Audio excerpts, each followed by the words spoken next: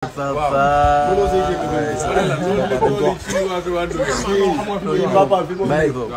En tout cas, vous allez voir. On est là,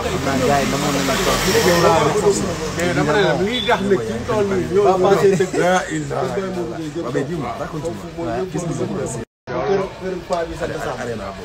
Aldas Arena. Ah mais c'était vraiment une dinguerie. C'était vraiment une dinguerie. Wallah, je t'assure. Tu te fait plaisir. Ouais, je me suis régalé, c'était vraiment carré. Tu as du plaisir. Moi, jamais du plaisir. On va donner plus de plaisir.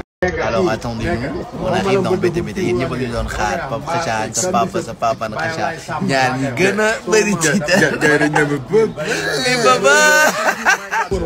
Alors attendez-nous, on arrive dans BTBT, yéen ñëpp a ngi doon xaar Pape Kheucha sa papa na Kheucha ñaar ñi gën a bëri ci